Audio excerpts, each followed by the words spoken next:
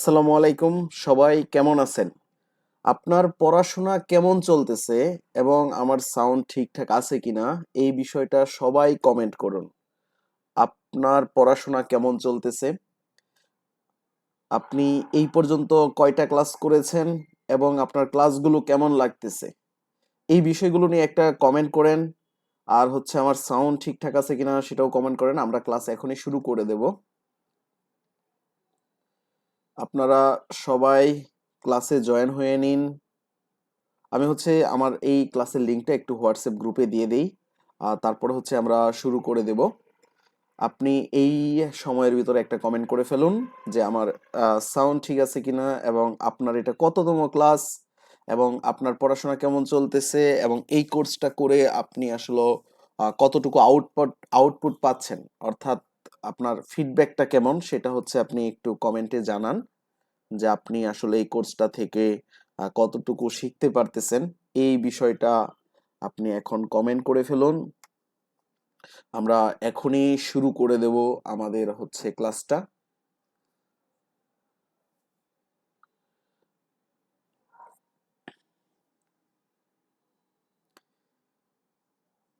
আজকে আমরা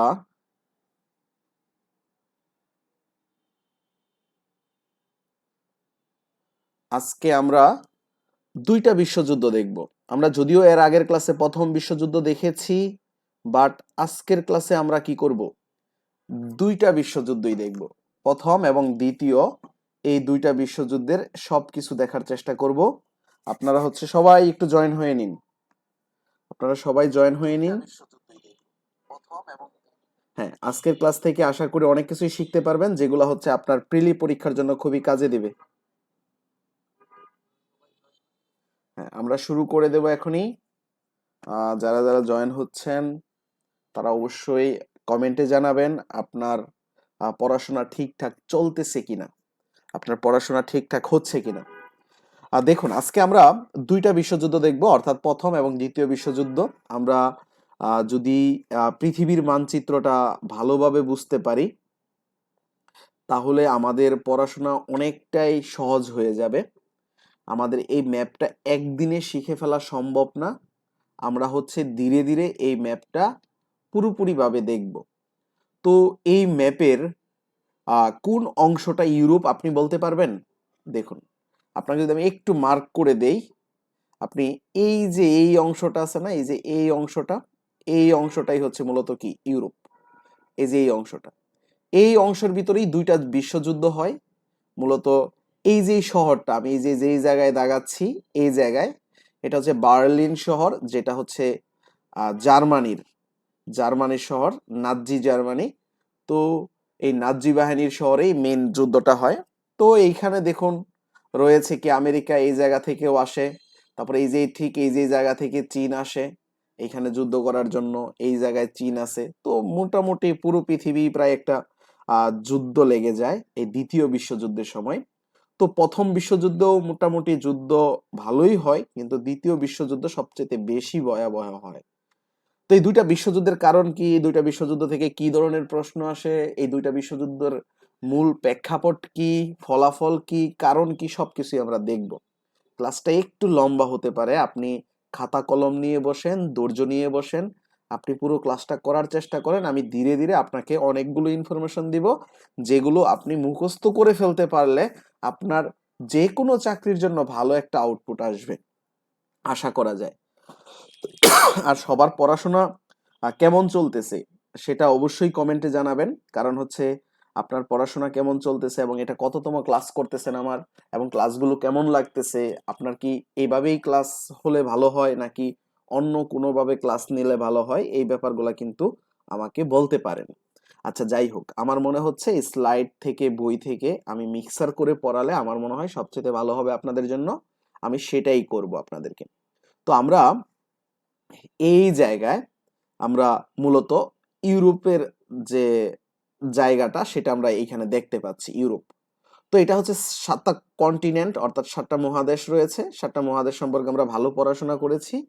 যদি কেউ পড়াশোনা না করে থাকেন 7টা মহাদেশ সম্পর্কে, একটু জেনে নেবেন যে কোনটুকু এশিয়া, কোনটুকু আফ্রিকা, কোনটুকু ইউরোপ এবং কোনটুকু নর্থ আমেরিকা, কোনটুকু সাউথ আমেরিকা, এবং এর মধ্যে আমরা বিখ্যাত বিখ্যাত কয়েকটা দেশ সম্পর্কে পড়ে ফেলেছি।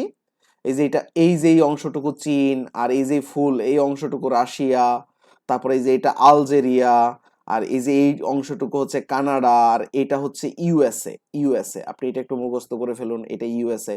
সবগুলা দেশের নাম আমার আপাতত প্রথমেই মুখস্থ করা লাগবে না। এইটুকু হচ্ছে ব্রাজিল, তারপরে এই যে এইটুকু হচ্ছে সুরিনাম, এইটুকু না সরি, এই যে নিচেরটুকু, নিচেরটা, এই যে এইটুকু, এইটুকু হচ্ছে সুরিনাম। তারপরে এই যে এইদিকে এই যে এই অংশটা, এই অংশটা হচ্ছে মালয়েশিয়া, মালয়েশিয়া। তারপরে এই যে এইখানে আছে একটা দেশ সেন্ট কিটস এন্ড নেভিস, এইটুকু আছে। তারপরে এই যে এইদিকে, এই যে উপরের এইদিকে আছে কি, এদিকে আছে নাউরু, নাউরু। তাহলে এই যে এটা হচ্ছে পূর্ব তিমুর, এটা অস্ট্রেলিয়া, এই যে এটা ইন্ডিয়া। তারপরে এই যে ইন্ডিয়ার সাথে এই অংশটুকু হচ্ছে এটা পাকিস্তান। আপনাকে এই যে এইভাবে এইটুকু মুখস্থ করে ফেলতে হবে যে এটা পাকিস্তান। তো এইভাবে আমরা এই যে এইটুকু হচ্ছে এটা জার্মানি। তো এই জিনিসগুলো আমরা আগের ক্লাসে মোটামুটি একটু দেখেছি। আমরা সামনেও এগুলাই আরো দেখব। আমরা সামনে আরো এগুলো দেখব। মোটামুটি আপনি হচ্ছে এই জিনিসগুলো একটু মুখস্থ করে নেবেন এই জায়গা থেকে। আচ্ছা, এটাই আমরা মূলত ইউরোপ দেখেছিলাম, এবং এইখানে কিছু আমরা ওসান দেখেছিলাম, যে মহাসাগরগুলো। এইখানে আছে কি প্যাসিফিক ওসান, এইদিকেও আছে প্যাসিফিক ওসান, এটাকে প্রশান্ত মহাসাগর বলে। তারপরে এইটা হচ্ছে আর্টিক, আর্টিক অর্থাৎ উত্তর মহাসাগর। এটা হচ্ছে সাউদার্ন বা দক্ষিণ মহাসাগর বা অ্যান্টার্কটিকা মহাসাগর। তো এইটা হচ্ছে কি আটলান্টিক ওসান, আর এইটুকু হচ্ছে ইন্ডিয়ান ওসান। এবং এইখানে আছে কি দক্ষিণ চীন সাগর। আমরা এই জিনিসগুলা দেখেছি, তাই না? আবার এই যে এইদিকে কিছু প্রণালী আছে, এইখানে একটা প্রণালী আছে। এই প্রণালীর নামটা কি? এই প্রণালীর নাম হচ্ছে ফর্মুজা প্রণালী। এইখানে এরকম আমরা বেশ কিছু জিনিস দেখেছি। এগুলা হচ্ছে ধীরে ধীরে মুখস্থ করে ফেলবেন, একদিনে মুখস্থ করলে হবে না। আপনাকে প্রতিদিন একটু একটু করে মুখস্থ করতে হবে, একটু একটু করে মুখস্থ করবেন। আর আমার ক্লাসগুলা দেখতে থাকবেন, দেখবেন রিভিশনও হয়ে যাচ্ছে, মুখস্থও হয়ে যাচ্ছে। আমরা প্রথম বিশ্বযুদ্ধ পড়েছিলাম। প্রথম বিশ্বযুদ্ধের তারিখটা কত থেকে কত তারিখ পর্যন্ত? এই যে 28 জুলাই থেকে 11 নভেম্বর। আচ্ছা, প্রথম বিশ্বযুদ্ধ কিভাবে হয়েছিল একটু কমেন্ট করুন তো। প্রথম প্রথম বিশ্বযুদ্ধ শুরুটা কিভাবে হয়েছিল? অস্ট্রো হাঙ্গেরির রাজপুত্র, মানে যে রাজা হবে, অস্ট্রো হাঙ্গেরি, অস্ট্রো হাঙ্গেরি একসাথে ছিল। অস্ট্রো হাঙ্গেরির রাজপুত্র ফার্নান্দিস, ফার্নান্দিস, অস্ট্রো হাঙ্গেরির রাজপুত্র ফার্নান্দিস হানিমুনে গেছিল তার ওয়াইফ নিয়ে সার্বিয়ায় ঘুরতে। হানিমুনে গেছিল সার্বিয়ায় ঘুরতে। তো এই সার্বিয়ার একটা হচ্ছে জাতীয়বাদী লোক সেই ফার্নান্দিসকে এবং তার ওয়াইফকে কি করে মেরে ফেলে, বোমা মেরে হত্যা করে ফেলে, না গুলি মেরে হত্যা করে ফেলে, অর্থাৎ মেরে ফেলে, গুলি মেরে, বোমা গুলি দুইটাই করে আসলে মূলত। তো গুলিতে মারা যায় আসলে, বোমাও ফেলে পরবর্তীতে। তো এই এই আত্মঘাতীর মানে গুলিতে মূলত এই ফার্নান্দিস এবং ফার্নান্দিসের ওয়াইফ মারা যায়। তো এরপরেই এই অস্ট্রো হাঙ্গেরি এই সাইবেরিয়ার সাথে কি হয়, যুদ্ধে জড়াইয়া পড়ে। আর এইদিকে অস্ট্রো হাঙ্গেরির বন্ধু ছিল জার্মানি। জার্মানি ট্রিপল অ্যালায়েন্স গঠন করে অস্ট্রো হাঙ্গেরির সাথে। অস্ট্রো হাঙ্গেরি, জার্মানি এবং হচ্ছে ইতালি, এই তিনটা দেশ মিলে ট্রিপল অ্যালায়েন্স গঠন করে। এই ট্রিপল অ্যালায়েন্সের ফলে কি হয়, তারাও এই সার্বিয়ার সাথে যুদ্ধে জড়ায়া যায়। আবার এই জার্মানির ঝামেলা ছিল ফ্রান্সের সাথে, জার্মানির ঝামেলা ছিল রাশিয়ার সাথে, রাশিয়ার সাথেও ঝামেলা ছিল, ফ্রান্সের সাথেও ঝামেলা ছিল। এতে করে কি হয়, এই ফ্রান্সের সাথে অস্ট্রো হাঙ্গেরিও যুদ্ধে জড়ায়া যায়, আবার হচ্ছে এই অস্ট্রো হাঙ্গেরি রাশিয়ার সাথেও যুদ্ধে জড়ায়া যায়, যেহেতু জার্মানির সাথে ঝামেলা ছিল। তো আবার এদিকে ইউকে ছিল, ইউনাইটেড কিংডম, অর্থাৎ ইংল্যান্ড বলা যেতে পারে। এই ইংল্যান্ডের সাথে কি হয়, আবার জার্মানির ঝামেলা শুরু হয়ে যায়। আবার এই ইংল্যান্ডের বন্ধু কে ছিল, ইউএসএ। তো ইউএসএ কি করে, আবার এদের বিরুদ্ধে, জার্মানির বিরুদ্ধে কি হয়, ঝামেলা শুরু করে দেয়। এইভাবে মূলত প্রথম বিশ্বযুদ্ধ চতুর্দিকে ছড়াইতে থাকে।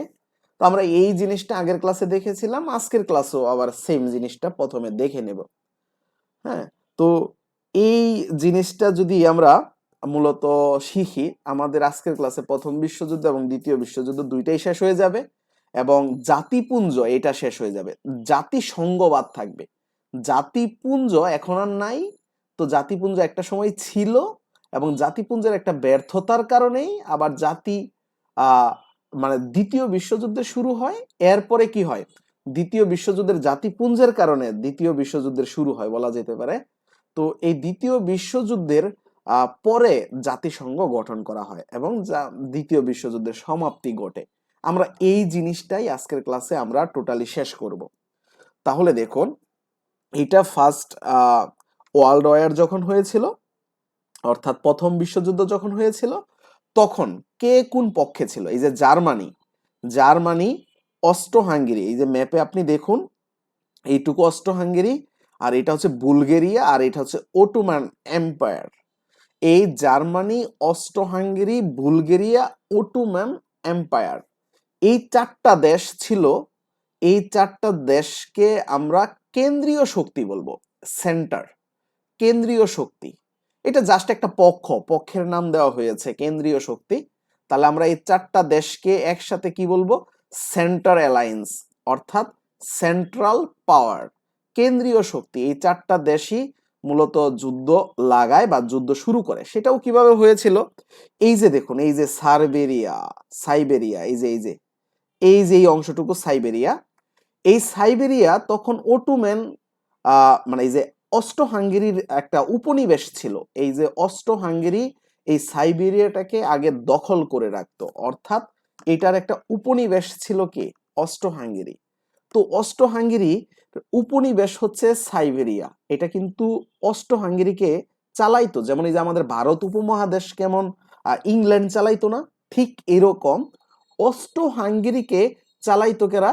এই সাইবেরিয়াকে চালাইতো অস্ট্রো হাঙ্গেরি, অর্থাৎ অস্ট্রো হাঙ্গেরি এইখানে মূল নেতা ছিল সাইবেরিয়ার।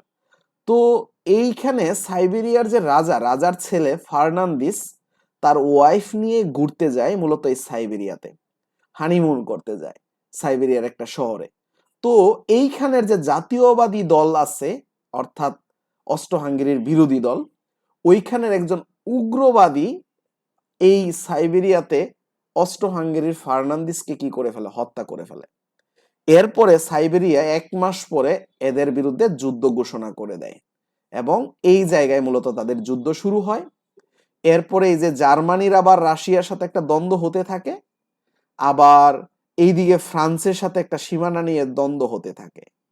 এই দ্বন্দ্বের কারণে তারা জার্মানি রাশিয়ার সাথে যুদ্ধে জড়ায় যায় এবং ফ্রান্সের সাথে যুদ্ধে জড়ায় যায়।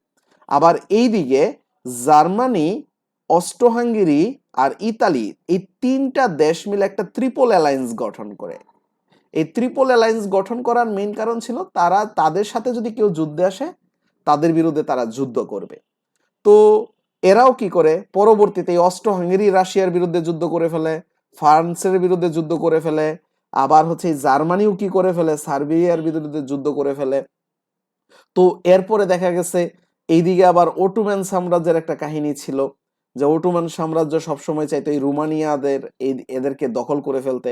তো এদের সাথে একটা ঝামেলা ছিল, তো তারাও কি করে? এই জার্মানির হইয়া যোগদান করে। আবার এই দিক দিয়ে ইউনাইটেড কিংডমের সাথে কি হয়ে যায়? জার্মানির একটা ঝামেলা হয়ে যায়, পরে এই ইউনাইটেড কিংডমও যুদ্ধে জড়ায়া যায়। মূলত এইখান থেকে যুদ্ধটা শুরু হয়। পরে আবার ইউনাইটেড কিংডমের বন্ধু রাষ্ট্র হচ্ছে ইউএসএ, অর্থাৎ আমেরিকা। আমেরিকা কি করে? তো এদেরকে সবাইকে সাহায্য করে। যখনই আমেরিকা এদেরকে সাহায্য করা শুরু করে তখনই কি হয়?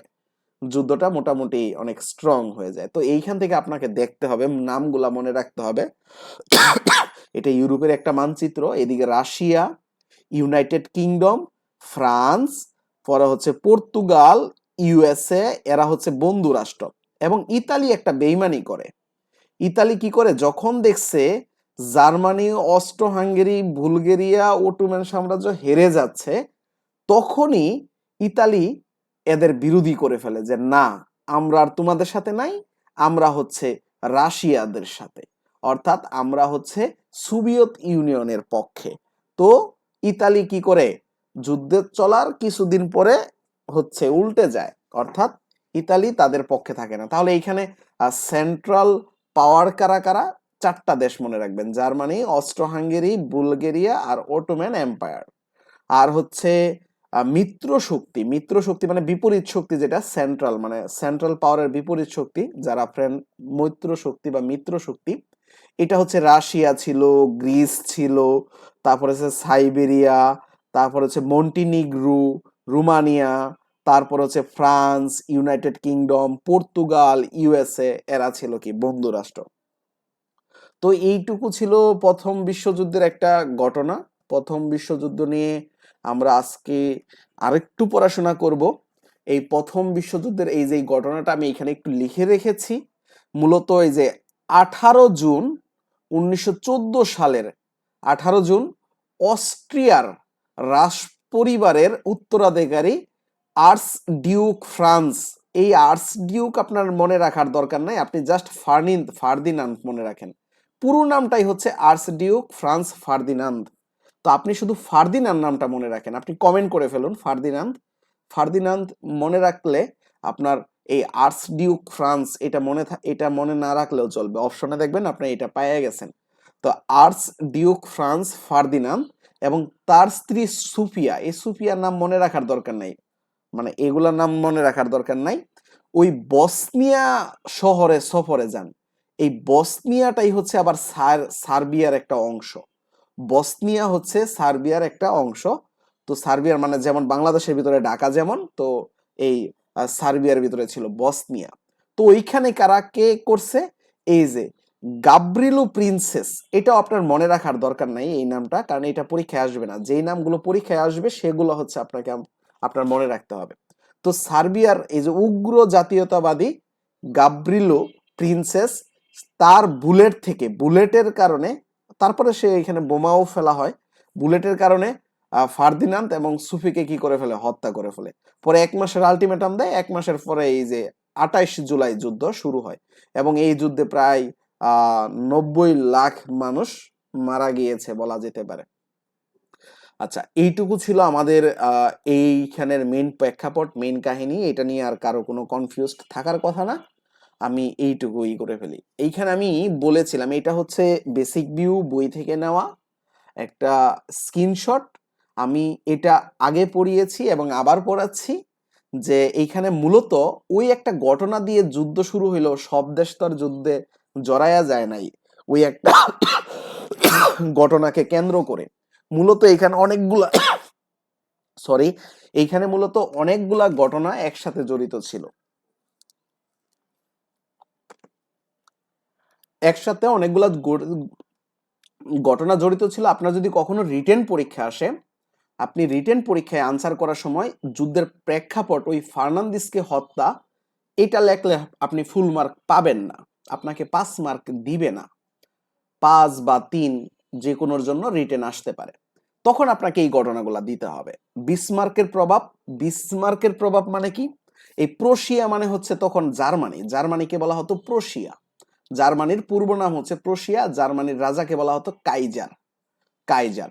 তখন কাইজার কে ছিলেন, এই যে প্রথম উইলিয়াম ছিলেন। জার্মানির প্রথম বিশ্বযুদ্ধের সময়, জার্মানির প্রথম বিশ্বযুদ্ধের সময় কাইজার ছিলেন প্রথম উইলিয়াম, এবং তখন জার্মানির নাম ছিল কি, প্রুশিয়া। তো এই প্রুশিয়ার হচ্ছে শক্তি বৃদ্ধি করা, এই শক্তি বৃদ্ধি করাই হচ্ছে মূলত বিসমার্ক বলা যেতে পারে। অর্থাৎ ওটু বন বিসমার্ককে, ওটু বন বিসমার্ককে প্রথম উইলিয়াম চ্যালেঞ্জার করা হয়। অর্থাৎ এই যে এইখানে এই যে ব্যক্তিকে, অর্থাৎ এই ব্যক্তি 1871 সালে ওটু বন বিসমার্ক, এই বিসমার্ককে কি করা হয়, ওইখানের প্রথম উইলিয়াম করে দেওয়া হয়, রাজা করে দেওয়া হয়, কাইজার করে দেওয়া হয়। তো বিসমার্কের একটা নীতি ছিল যে সে পুরো পৃথিবী শাসন করবে, তার এরকম একটা ধারণা ছিল। সে অর্থনৈতিক, কূটনৈতিক সবকিছু শক্তি বাড়াবে জার্মানির, জার্মানির কি করবে, মেইন শক্তি বাড়াই দিবে বিসমার্ক। তো এই বিসমার্ক হচ্ছে একজন ব্যক্তি, এই বিসমার্কের একটা প্রভাব মানে পুরা পৃথিবী শাসন করার একটা লোভ, এই লোভটা যুদ্ধের কারণ। জার্মানির পূর্ব নাম প্রুশিয়া, এই প্রুশিয়া পুরো পৃথিবী শাসন করবে, এই একটা লোভ, এই লোভের কারণে বিসমার্ক কি করে, বিভিন্ন দিকে শক্তি বাড়াইতে থাকে এবং যুদ্ধ করতে থাকে, বিভিন্ন অঞ্চল দখল করতে থাকে। এর ফলে সবাই একটা ভয়ে থাকে যে জার্মানির সাথে আমার আমার ভূখণ্ড জানি কখন জার্মানি নিয়ে নেয়। তো এই একটা ঝামেলা ছিল। আরেকটা হচ্ছে ট্রিপল অ্যালায়েন্স। ট্রিপল অ্যালায়েন্স মানে কারা কারা? ওই যে তিনটা দেশ, ইতালি, অস্ট্রো হাঙ্গেরি আর হচ্ছে প্রুশিয়া মানে জার্মানি, এই তিনটা দেশ যখন একটা জোট গঠন করলো তখন পুরো পৃথিবী আরো ভয় পেয়ে গেল, এখন তো আমাদের সবাইকে দখল করে নেবে। তো এর বিরোধিতা করার জন্য ট্রিপল এন্টিটি গঠন করা হয়। কে কে ট্রিপল এন্টিটি গঠন করে? ওই যে ফ্রান্স, ফ্রান্স আর হচ্ছে ব্রিটিশ সাম্রাজ্য, আর এই যে জার সাম্রাজ্য মানে হচ্ছে মূলত সোভিয়েত ইউনিয়ন। সোভিয়েত ইউনিয়ন বলতে রাশিয়া। তাহলে তিনটা দেশ মিলে ট্রিপল এন্টিটি গঠন হয়। এই তিনটা দেশের নাম একটু মুখস্থ করে ফেলুন। আর রাশিয়াকে বলা হয় জার সাম্রাজ্য। রাশিয়াকে বলা হয় কি? জার সাম্রাজ্য। এগুলো আপনি কমেন্ট করে ফেলুন, কমেন্ট করলে আপনার মনে থাকবে। রাশিয়ার নাম হচ্ছে কি? জার সাম্রাজ্য। আর ব্রিটিশ সাম্রাজ্য হচ্ছে ওই যে ইউকে, ইউকে যেটা আমাদেরকেও যেটা শাসন করেছে, এই ব্রিটিশ সাম্রাজ্য এবং ফ্রান্স, এই তিনটা দেশ মিলে, এই তিনটা দেশ মিলে তাদের বিরোধিতা করার জন্য, কারণ তাদের তো কাছাকাছি রাষ্ট্র, তাদেরকে গ্রহণ করে ফেলতে পারে, এই তিনটা দেশ মিলে তাদের বিরোধিতা করার জন্য আবার কি করে গঠন করে ফেলে ট্রিপল এন্টিটি। এই ট্রিপল অ্যালায়েন্স, ট্রিপল এন্টিটি এখানে মেইন কারণ। আর একটা ব্যাক হোল, ব্যাক হোল হচ্ছে এই যে অস্ট্রো হাঙ্গেরি 1907 সালে বসনিয়া দখল করলে সার্বিয়ার সাথে, মানে বসনিয়া হচ্ছে একটা শহর, সার্বিয়ার একটা অংশ, এই সার্বিয়ার সাথে কি হয়? অস্ট্রো হাঙ্গেরির একটা মানে যুদ্ধ ভাব শুরু হয়ে যায়। এই যুদ্ধটাকেই বলা হচ্ছে কি? মূলত ব্ল্যাক হ্যান্ড। তারপরে এইখানে খনিজ সম্পদের একটা ব্যাপার ছিল, এটাও একটা কারণ হতে পারে। তো এই কারণগুলো আপনি উল্লেখ করবেন রিটেনের ক্ষেত্রে। এটা জাস্ট রিটেনের জন্য, আপনার এটা প্রিলির জন্য না। আচ্ছা, বা বাইবাতে আপনাকে জিজ্ঞাসা করতে পারে প্রেক্ষাপটগুলা কি কি, প্রথম বিশ্বযুদ্ধ কেন হয়েছিল, এই ঘটনা যদি আপনাকে বলতে বলে। তো প্রথম বিশ্বযুদ্ধের ফলাফল কি হয়েছে? মানে প্রথম বিশ্বযুদ্ধ হওয়ার পরে মূলত আপনার প্রথম বিশ্বযুদ্ধের ফলাফল, মানে প্রথম বিশ্বযুদ্ধে তো হাইরে গেছে কেউ। কে হাইরে গেছে? জার্মানিরা হাইরে গেছে, অস্ট্রো হাঙ্গেরি হাইরে গেছে। এটা হারার কারণটা কি? ওই যে বলছিলাম না যে ইউএসএ কি করে, এই ইউএসএ, ইউএসএ হচ্ছে অর্থাৎ এই ইউএসএ অর্থাৎ আমেরিকা এইখানে যুদ্ধে সাহায্য করে। এই আমেরিকা যুদ্ধে সাহায্য করার কারণে এখানে একটা বড় প্রভাব ফেলে। এছাড়া আরেকটা প্রভাব হচ্ছে ইউকে, ইউকের একটা বিশাল শক্তি আবিষ্কার হয়ে যায়। বিশাল শক্তি কি আবিষ্কার হয় ইউকেতে? ইউকের একটা বোমা তৈরি করার পদ্ধতি জেনে যায়। ইউকে বোমা তৈরি করে ফেলে, ইউকে বোমা তৈরি করে ফেলে। এই বোমাটার নাম হচ্ছে এসিটোন বোমা। তো নর্মালি ইউকে অর্থাৎ ব্রিটিশরা জার্মানিদের দ্বারা অত্যাচারিত ছিল। ব্রিটিশরা জার্মানিদের দ্বারা অত্যাচারিত কেন ছিল?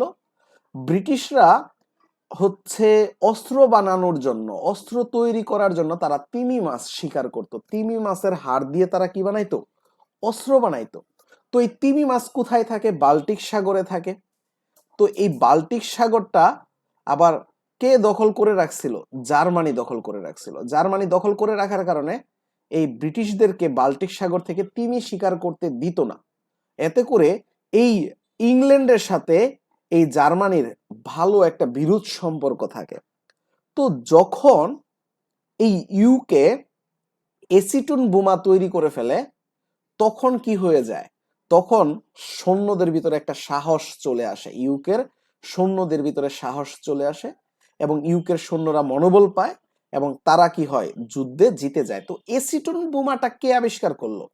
এসিটন বোমাটা আবিষ্কার করে একজন নাবিক, তার নাম হচ্ছে ওয়াইজম্যান। এই ওয়াইজম্যান মূলত ছিল আহ ওয়াইজম্যান মূলত ছিল ইহুদি। ইহুদি হওয়ার কারণে তাকে পুরস্কার স্বরূপ এই ব্রিটিশরা, তাকে পুরস্কার স্বরূপ, এই ব্রিটিশরা তারে পুরস্কার স্বরূপ কি করে? তারে একটা ঘোষণা দেয়। একটা ঘোষণাই হচ্ছে, সেটাই হচ্ছে বেলফোর ঘোষণা। বেলফোর ঘোষণা মানে একটা পত্র দেয়, একটা চিঠি দেয়, একটা সংবর্ধনা দেয় যে তোমাকে আমরা একটা রাষ্ট্র বানায় দিব, অর্থাৎ একটা ইহুদি রাষ্ট্র গঠন করে দেব। আর এই ইহুদি রাষ্ট্রই মূলত বেলফোর ঘোষণার 31 বছর পরে 1948 সালে এই ইসরায়েল গঠন করে দেয়। তাহলে ইসরায়েল কিভাবে গঠন হয়েছে এটা যদি আপনার কখনো রিটেনে আসে, ইসরায়েল কিভাবে গঠন হয়, এটা যদি আপনার কখনো রিটেনে আসে তাহলে আপনি কি আনসার দিবেন? আনসার দিবেন এটাই যে ওয়াইজম্যান ছিল একজন নাবিক। ওয়াইজম্যান প্রথম বিশ্বযুদ্ধের সময় একটা অ্যাসিটন বোমা আবিষ্কার করে দেয় এবং এই সালটা ছিল 1917 সাল। তখন ব্রিটিশ ব্রিটিশ লর্ড ব্রিটিশ লর্ডের নাম কি? এলেনবির। ব্রিটিশ লর্ড এলেনবির ঘোষণা দেয়, একটা ব্যালফোর ঘোষণা দেয় যে আমরা তোমাকে পুরস্কার স্বরূপ একটা হচ্ছে রাষ্ট্র তৈরি করে দেব। সেই রাষ্ট্রের নামই হয় কি? ইসরায়েল। এবং এই ইসরায়েল রাষ্ট্র হয় কত সালে? 1948 সালে। এই প্যালেস্টাইনের ভিতরে তারা ইসরায়েল রাষ্ট্র গঠন করে দেয়। তো এইটাই হচ্ছে ব্যালফোর ঘোষণা। ব্যালফোর ঘোষণা কিন্তু অনেকটা ইম্পর্টেন্ট, পরীক্ষায় মাঝে মধ্যেই আপনাকে দিতে পারে যে ব্যালফোর ঘোষণা কি, রিটেনে আসতে পারে, অথবা আপনার ভাইভাতে জিজ্ঞাসা করতে পারে ব্যালফোর ঘোষণাটা বর্ণনা করো। তা আপনার কি কি মনে রাখতে হচ্ছে? 1917 সাল, এটা মনে রাখবেন। 1917 সালে ওয়াইজম্যানকে একটা পুরস্কার দেয়। কে পুরস্কার দেয়? এলেন বীর পুরস্কার দেয়। কি জন্য পুরস্কার দেয়? এসিটন বোমার জন্য পুরস্কার দেয়। এবং তখন একটা পত্র দেওয়া হয় 1917 সালের 2 নভেম্বর। এবং এইটার 31 বছর পরে 1948 সালে কি হয়? একটা দেশ ঘোষণা করা হয়, বা সেই পরিপ্রেক্ষিতে এটা হয়। তো এইখানে মূলত বেশ কয়েকটা জিনিস ছিল যে প্রথম বিশ্বযুদ্ধে যখন জার্মানি হেরে যায়, জার্মানির বিরুদ্ধে অনেক নীতি দেওয়া হয়, বিশেষ করে 14 দফা দেওয়া হয়। 14 দফা এটা কে সেট করে দেয়? ওই যে ব্রিটিশদের বন্ধু ইউএসএ সেট করে দেয় যে মূলত 14 দফা সেট করে দেয়। এই 14 দফা মূলত এইখানে দেখবেন, এই যে 14 দফা, এইটা হচ্ছে প্রথম বিশ্বযুদ্ধের সবচেয়ে বড় প্রভাব। এরপরে জাতিপুঞ্জ গঠন হয়, আরো অটোম্যান সাম্রাজ্য ভেঙে যায়, তারপরে হচ্ছে বিভিন্ন নিউ ডিল, নিউ গ্রেট, এরকম আরো অনেক সন্ধি হয়, ভার্সাই সন্ধি হয়। তো এই জিনিসগুলা হয়, এই জিনিসগুলা প্রথম বিশ্বযুদ্ধের প্রভাব হিসাবে হয়। তাহলে আপনারা এইটুকু ক্লিয়ার হলে 14 দফার 14 নাম্বার দফাতে দেখুন একটা জিনিস রয়েছে, সেটা হচ্ছে কি? জাতিপুঞ্জ প্রতিষ্ঠা। ওই যে জাতিসংঘের মতন একটা সংস্থা, এটার 3টা পার্ট থাকে। জাতিসংঘের 6টা পার্ট, অর্থাৎ 6টা অঙ্গ সংস্থা আছে, আর এটার 3টা অঙ্গ সংস্থা আছে। এর ভিতরে আপনি 14 দফাটা একটু মনে রাখার চেষ্টা করবেন। এটা কে দিছে? Withdraw Wilson. উইড্রো উইলসন কোন দেশের প্রেসিডেন্ট? ইউএস এর, মার্কিন প্রেসিডেন্ট উইড্রো উইলসন 14 দফা দিছে। এই 14 দফা দেয় কত সালে? 1918 সালের 8 জানুয়ারি। 1918 সালের 8 জানুয়ারি, এটা একটু মুখস্থ করার চেষ্টা করবেন।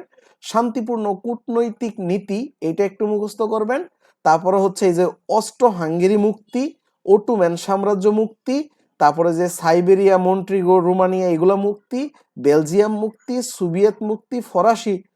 এর ফলেই মূলত ফরাসি বিপ্লবটা হয়। মূলত এই ফরাসি বিপ্লবের কারণও এইগুলাই মূলত। তো এই যে ফরাসি উপনিবেশ মুক্তি, এগুলা মূলত। তো এই জিনিসগুলা হচ্ছে আপনি একটু এখান থেকে কষ্ট করে শিখবেন বা দেখবেন। এগুলা নিয়ে আমি আরো কথা বলবো। এটা আমাদের অনেকটা রিভিশন ক্লাসের মতন হয়ে যাচ্ছে, তাই না? আপনারা একটু ধৈর্য সহকারে থাকতে থাকেন। তো এরপরে দেখুন, এই যে অটোম্যান ভেঙে যায়, বিভিন্ন রাষ্ট্র হয়ে যায়, এই যে রোমানিয়া, পরে মন্টিনিগ্রো, সাইবেরিয়া, এগুলো আলাদা আলাদা হয়ে যায়, গ্রিস আলাদা হয়ে যায়, যে এদিকে বেলজিয়াম হয়ে যায়, ডেনমার্ক, নরওয়ে, সুইডেন। তো এইগুলো একটু মুখস্থ রাখার চেষ্টা করুন। এই জিনিসগুলা, এই নামগুলো একটু মুখস্থ রাখার চেষ্টা করুন। এরপরে 1922 এর কয়েক বছর পরে যুদ্ধের, এই কয়েক বছর পরে দেখুন, এই যে এরকম আরো বিভিন্ন ভাগে ভাগ হয়ে যায়। তো এইখান থেকে এই 3টা দেশের নাম একটু মুখস্থ করে রাখুন। এই যে এইটা হচ্ছে বাল্টিক সাগর, এটা হচ্ছে বাল্টিক সাগর। এই বাল্টিক সাগরের এই অঞ্চলটাকে বলা হয় বাল্টিক অঞ্চল। তাহলে বাল্টিক অঞ্চলে কয়টা রাষ্ট্র রয়েছে? এই যে 3টা রাষ্ট্র। এই 3টা রাষ্ট্রের নাম মনে রাখুন। এস্তোনিয়া, পরে হচ্ছে লাটভিয়া, লিথুনিয়া। এই 3টা রাষ্ট্র গুরুত্বপূর্ণ। এই জায়গা থেকে একটু মুখস্থ করে ফেলুন। এই যে এদিকে সোভিয়েত ইউনিয়ন, এদিকে পোল্যান্ড, এদিকে গ্রিস, তারপরে এদিকে জার্মানি, তারপরে হচ্ছে এই জায়গায় এটা, সরি গ্রিস না, গ্রিস হচ্ছে নিচে, আর এটা হচ্ছে গ্রিনল্যান্ড মেবি। আচ্ছা, আমি একটু ওয়েট, কনফিউজড হয়ে যাচ্ছি ম্যাপের কোন জায়গায় কোন অংশ, আপনাকে দেখাচ্ছি ওয়েট। এটা হচ্ছে, আচ্ছা এইখানে একটা উপনিবেশ তৈরি হয়েছিল, পরে এটা ভেঙে যায়। এটা জার্মানির অংশ মেবি, হ্যাঁ এটা নতুন কোনো দেশ না। গ্রিস হচ্ছে নিচে, দেখুন এই অংশটা জার্মানির, এটা জার্মানির অংশই, মূলত জার্মানির অঞ্চল এইটুকু। আচ্ছা এখন দেখুন আমরা যেটা বলতে চাচ্ছি, এইটুকু অঞ্চল হচ্ছে বাল্টিক সাগর। এই অঞ্চলটা হচ্ছে কি সাগর? বাল্টিক সাগর। এই বাল্টিক সাগরের তীরে যে দেশগুলো রয়েছে সেই দেশগুলোকে বাল্টিক রাষ্ট্র বলা হয়। এই বাল্টিক রাষ্ট্র কিন্তু গুরুত্বপূর্ণ, দেখবেন নিবন্ধন পরীক্ষায় এখান থেকে একটা প্রশ্ন প্রায় সময়ই দিয়ে থাকে, মেবি 18তম নিবন্ধনেও দিয়েছিল। তো বলা হচ্ছিল বাল্টিক অঞ্চলের অঞ্চলের সদস্য নয় কোনটি, এটা আপনি ব্যাংকে এসেছিল, বিসিএস এসেছিল, তারপরে হচ্ছে এনটিসিআরসি তে এসেছিল, বিভিন্ন আরো অনেকগুলা চাকরিতে এসেছে। তো ফিনল্যান্ড, এস্তোনিয়া, লাটভিয়া, লিথুলিয়া এগুলো সবই বাল্টিক অঞ্চলের রাষ্ট্র। তাহলে শুধুমাত্র অস্ট্রিয়া ছিল, অস্ট্রিয়া, এই অস্ট্রিয়া ছিল বাল্টিক অঞ্চলের রাষ্ট্র না। অস্ট্রিয়াটা এখানে না, অন্য জায়গায়। তো এটা ছিল না বাল্টিক অঞ্চলের রাষ্ট্র। তাহলে আপনি এটা একটু মুখস্থ করে ফেলুন, এই তিনটা দেশ বাল্টিক অঞ্চলের রাষ্ট্র কোনটা? এই যে এস্তোনিয়া, লিথুভিয়া, আর হচ্ছে লাট লিথু লিথুনিয়া, লিথুনিয়া, আর হচ্ছে লাটভিয়া। এটা হচ্ছে লাটভিয়া, এস্তোনিয়া, লিথুনিয়া, লাটভিয়া। এই তিনটা দেশ আপনি একটু মুখস্থ করে ফেলুন। এস্তোনিয়া, লিথুনিয়া, লাটভিয়া, এই তিনটা দেশ আপনি একটু এখনই মুখস্থ করুন, এখনই কমেন্ট করুন। এই তিনটা দেশে যদি আপনি পারেন তাহলে দেখবেন একটা মার্ক আপনি প্রায় সময় পরীক্ষায় কমন পেয়ে যাবেন। কোনটি বাল্টিক অঞ্চলের রাষ্ট্র নয়? তাহলে কোনটা হবে? অপশনে থাকবে অস্ট্রিয়া। অস্ট্রিয়া কি বাল্টিক অঞ্চলের সদস্য নয়? সদস্য কারা কারা? Estonia, Latvia, Lithuania. তো এই তিনটা দেশ হচ্ছে এইখানে আছে। আচ্ছা আমরা এইখানে দেখে ফেললাম যে ইউরোপ আসলে প্রথম বিশ্বযুদ্ধের ফলে বিভিন্ন ভাগে ভাগ হয়ে গিয়েছিল। তাহলে এটা নিয়ে আর কোনো ঝামেলা নাই। এখন আসি আমাদের আসলে আজকের ক্লাসের মূলত দ্বিতীয় বিশ্বযুদ্ধ নিয়ে পড়াশোনা। দ্বিতীয় বিশ্বযুদ্ধের ব্যাপারটা এখন আমরা দেখব। আপনাদের কেমন লাগতেছে ক্লাস? বোরিং হয়ে যাচ্ছেন না তো নাকি? মানে ভালো লাগতেছে না বোরিং হয়ে যাচ্ছেন? দেখুন অনলাইনে মনোযোগ ধরে রাখা খুবই কঠিন ব্যাপার, এটা আমিও জানি, বাট যদি ধৈর্য সহকারে ধরে রাখতে পারেন, দেখুন চাকরির পড়াশোনাগুলা সত্যি এত সহজ না, এটা যথেষ্ট পরিমাণ কঠিন। এইখানে মূলত মেইন হচ্ছে নির্ভর করে ধৈর্যের ব্যাপার স্যাপার। যাদের ধৈর্য অনেক বেশি তারাই হচ্ছে আসলে শেষ পর্যন্ত যেতে পারে। তো আপনি যেখানেই ভর্তি হন না কেন, যেখানেই যে কোচিং করেন না কেন, আপনাকে মূলত এই বোরিং জিনিসগুলাই পড়াবে। তো এই বোরিং জিনিসগুলা হচ্ছে আপনি মুখস্থ যত তাড়াতাড়ি করে ফেলতে পারবেন তত ভালো হবে। এবং আপনি অন্য আরেকটা কোচিং এর কথা যদি চিন্তা করেন, আমার থেকে ডিফারেন্স কি পাবেন? তেমন কিছুই পাবেন না। আপনি ভর্তি হলেও দেখবেন বা অন্তত দুই একটা ক্লাস অন্য জায়গায় করে দেখেন, আপনি এত গুছানো পড়াশোনা কোথাও পাবেন না। কারণ হচ্ছে আমি নিজেও যখন কোচিং এ ক্লাস নিতাম তখন আসলে এইভাবে নিতাম না, আমি চেষ্টা করতাম ক্লাসটাকে একটু হাসাহাসি করার জন্য, কন্ট্রোল করার জন্য, বাট এত ইনফরমেশন দিতাম না। তো মূলত আমাদের ক্লাসটা আসলে ভালো লাগুক বা না লাগুক সেটা দেখার বিষয় না, আমাদের যেগুলো খুবই গুরুত্বপূর্ণ সেগুলো মুখস্থ করা, মানে আমাদের মেইন টার্গেট হচ্ছে এটা। তো আমার কথা হচ্ছে যারা ক্লাসে জয়েন করবেন তারা যেন কোনোভাবে ক্লাস থেকে বের না হয়ে যান, শেষ পর্যন্ত থাকবেন, ধৈর্য সহকারে থাকবেন। কারণ আপনি একবার শিখে ফেলতে পারলে আপনার এগুলো আর শিখতে হবে না, আর এগুলো আপনাকে 2 দিন আগে পরে শিখতেই হবে। আপনি যদি চাকরির প্রিপারেশন নিতে চান আপনাকে এগুলো জানতেই হবে। তাহলে দেখুন আমরা দ্বিতীয় বিশ্বযুদ্ধটা এখন দেখি। দ্বিতীয় বিশ্বযুদ্ধটা কত সাল থেকে কত সাল পর্যন্ত হয়? এই যে 1 সেপ্টেম্বর 1939 সাল থেকে শুরু হয়। 1 সেপ্টেম্বর 1939 সাল থেকে শুরু হয় এবং 2 সেপ্টেম্বর 1945 সালে কি হয়? এই যুদ্ধটা শেষ হয়। তাহলে এটা হচ্ছে খুবই গুরুত্বপূর্ণ একটা জিনিস যে আমাদের যুদ্ধটা শুরু হয় কত তারিখ এবং শেষ হয় কত তারিখ। দ্বিতীয় বিশ্বযুদ্ধ থেকে প্রশ্ন কম আসে, প্রথম বিশ্বযুদ্ধ থেকেই প্রশ্ন বেশি আসে। দ্বিতীয় বিশ্বযুদ্ধটা একটু কম ইম্পর্টেন্ট, বাট আমরা দেখবো তারপরেও। 1 সেপ্টেম্বর 2 সেপ্টেম্বর, তাহলে এটা মনে থাকবে তাই না? সেপ্টেম্বরেই শুরু, সেপ্টেম্বরেই শেষ। 1 সেপ্টেম্বর শুরু, 2 সেপ্টেম্বর কি শেষ।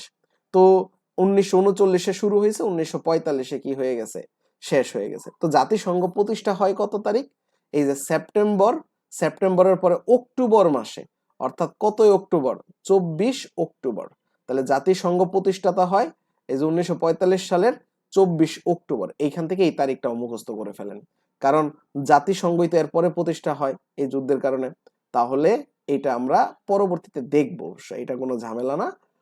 আপনি এখানে একটু 1945 1 সেপ্টেম্বর 2 সেপ্টেম্বর এটা যদি মুখস্থ হয় তাহলে আমরা পরের দিকে যেতে পারি। এই যুদ্ধটা শুরু হইলো কিভাবে, বা এইখানে দেখুন আমরা পুরা পৃথিবীর মানচিত্রটাই চেষ্টা করেছি। এইখানে সব লাল জায়গায় মূলত যুদ্ধ হয়েছিল। এই লাল জায়গাগুলাই মূলত যুদ্ধের একবারে জড়ায়া যায় উৎপ্রতভাবে। তো এটা হচ্ছে, আমি আরেকটু এইখানে যদি বলি, মূল যুদ্ধটা শুরু হয়েছিল কোথায়? মূল যুদ্ধটা শুরু হয়েছিল এই যে এই অঞ্চলটাতে। এইখানে দেখবেন এই যে এইদিকে জাপান আছে, এই জাপানও যুদ্ধে জড়ায় যায়। জাপানের সাথে মূলত চীনের দ্বন্দ্ব ছিল। এই চীন আবার হচ্ছে রাশিয়ার সাথে বন্ধু ছিল, ফ্রেন্ড ছিল। তো রাশিয়া চীনের সাথে জাপানের দ্বন্দ্ব হইলে রাশিয়া কি করে? এই জাপানের বিরুদ্ধে ঝামেলা শুরু করে। আবার এই জাপান গিয়া কাদের বিরুদ্ধে ঝামেলা শুরু করে? এই যে ইউনাইটেড স্টেট অর্থাৎ আমেরিকার বিরুদ্ধে ঝামেলা শুরু করে। তো আমেরিকার একটা জাহাজরে বোমা মেরে দেয়। তো এর ফলে জাপানও যুদ্ধে জড়ায় যায়। তাহলে এইখানে দেখুন এই যে ফিনল্যান্ড ছিল, জার্মানি ছিল, তারপর হচ্ছে এই যে এইখানে অস্ট্রিয়া ছিল, আর এইদিকে জাপান ছিল। অটোম্যান সাম্রাজ্য কিন্তু ভেঙে গেছে, অটোম্যান সাম্রাজ্য নাই। অটোম্যান সাম্রাজ্য থাকলেও কিন্তু তারাও যুদ্ধে জড়াইতো।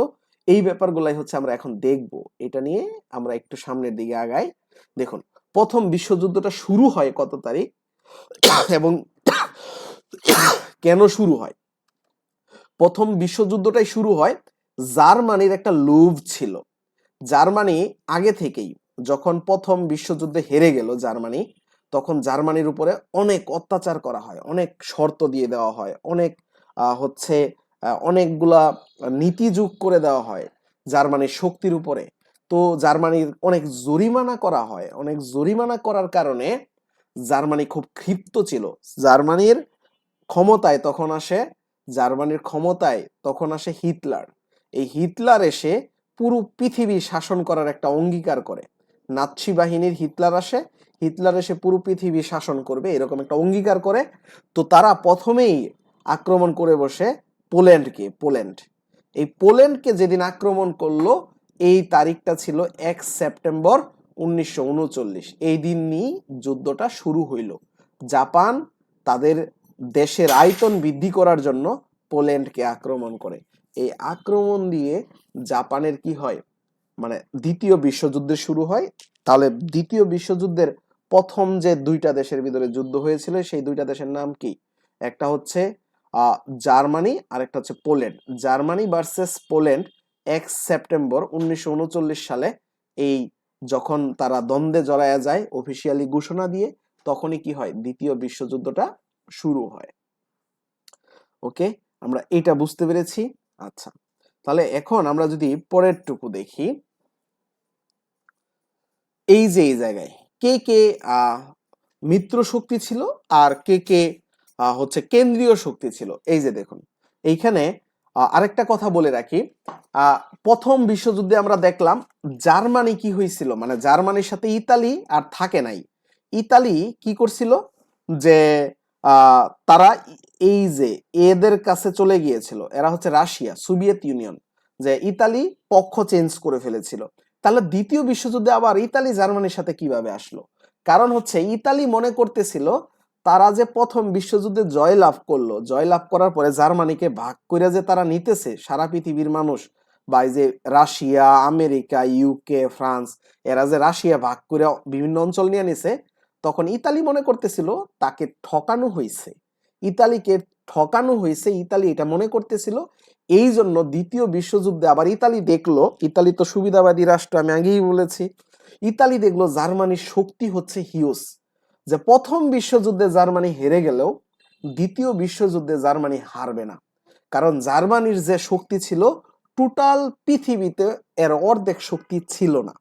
জার্মানি একার এই হিটলারের যে শক্তি অর্জন করেছিল, পুরো পৃথিবীর অর্ধেক, মানে অর্ধেক শক্তি ছিল না। আপনি বলেন রাশিয়া বলেন, ইউএসএ বলেন, ইউকে বলেন, ফ্রান্স বলেন, চীন বলেন, অস্ট্রেলিয়া বলেন, যত রাষ্ট্র আছে, নিউজিল্যান্ড বলেন, সবগুলো মিলাইয়া যত সেনা, অস্ত্র, শক্তি, পাওয়ার ছিল, জার্মানি একারই তার দ্বিগুণ ছিল। তারপরেও যুদ্ধে হেরে গেল। হেরে যাওয়ার মেইন কারণটা আপনাদেরকে আমি এক্সপ্লেন করবো। এত শক্তি থাকার পরেও জার্মানি হেরে গেল কিভাবে, আর জার্মানির এত শক্তি হইল কিভাবে? ওই যে জার্মানির সবাই চাপতেছিল, সবাই, এই যে ফ্রান্স এদিক থেকে তার চাপতেছিল, ইউকে চাপতেছিল, এরপরে হচ্ছে রাশিয়া আক্রমণ করতেছিল, বিভিন্ন দেশ এটার উপর আক্রমণ করতেছিল। তো এরপরে জার্মানি প্রথম বিশ্বযুদ্ধে হেরে যাওয়ার পরে অনেক জরিমানা দেয়, অনেক সম্পদ দিয়ে দেয়, অনেক চুক্তি মেনে নেয়। তো এরপরে জার্মানি ধীরে ধীরে 1914 থেকে, 1914-তে তো যুদ্ধ হয়েছিল 1918-র পর থেকে, 1918-র পর থেকে জার্মানি কি করতে থাকে? তাদের গোপনভাবে শক্তি বৃদ্ধি করতে থাকে। হিটলার এসে এমন শক্তি বৃদ্ধি করা দেয়, পৃথিবীর সবচেয়ে বেশি পাওয়ারফুল হয়ে যায়। এরপরে জার্মানি হেরে যায় কিভাবে সেটাও এখন বলেই দিই। জার্মানির সবচেয়ে বড় ভুল ছিল রাশিয়াকে আক্রমণ করা। কিভাবে? জার্মানি যখন চতুর্দিকে যুদ্ধ করতেছে, জার্মানি ফ্রান্সের সাথে যুদ্ধ করতেছে, জার্মানি ইউকের সাথে যুদ্ধ করতেছে, জার্মানি ইতালির সাথে যুদ্ধ, মানে ইতালির এই দিক দিয়ে এই সাইবেরিয়া অঞ্চলগুলোতে যুদ্ধ করতেছে। যদিও ইতালির সাথে সম্মুখ যুদ্ধ তখনও করে নাই। তো তখন কি হয়েছে? মূলত হিটলার একটা হচ্ছে প্ল্যান করে যে রাশিয়াতে তো প্রচুর সম্পদ আছে, প্রচুর ভুট্টা আছে, প্রচুর খাদ্য আছে, তাহলে রাশিয়াতে যদি আমরা যুদ্ধ করি তাহলে আমাদের যুদ্ধের সময় খাবার নিয়ে যাইতে হবে না। তো জার্মান সেনারা, রাশিয়ার প্ল্যানটা ছিল এরকম, রাশিয়াকে আক্রমণ করে ফেলবে, রাশিয়া দখল করে ফেলবে, দখল করার পর এইখানে যে সম্পদ থাকবে, রাশিয়ার যে খাবার ভিতরে, এই খাবারটা তাদের সৈন্যরা খাবে। এই জায়গাটাতেই ঝামেলায় পড়ে যায়। রাশিয়া একটা প্ল্যান করে বসে, রাশিয়া সৈন্যরা আস্তে আস্তে আস্তে আস্তে পিছাইতে থাকে, অর্থাৎ জার্মানি সৈন্য আগাইতেছে, রাশিয়া কি হইতেছে? পিছাইতেছে। রাশিয়া সামনের পিছাইতেছে, বরফের দিকে যাচ্ছে, এদিকে প্রচুর বরফ, আর জার্মানিও কি করতেছে? আগাইতেছে। এটাতেও কোনো সমস্যা ছিল না। কিন্তু রাশিয়া যে কাজটা করে বসে, রাশিয়া তাদের দেশের যে শস্য ছিল, তাদের দেশের যে ফসল ছিল, তাদের দেশের যে খাদ্য ছিল, এগুলা পুরাইয়া চলে যাচ্ছিল। এই যে এইখানেই দেখেন মজার ঘটনাটা, নিজের দেশের সম্পদ নিজেরাই কি করতেছে? পুড়ে ফেলতেছে, ক্ষতি করে ফেলতেছে। রাশিয়ান সেনারা যতই পিছাচ্ছে ততই তারা কি করতেছে? তাদের খাদ্য শস্য যা আছে সব পুরায়াত হয়ে গেছিল গা।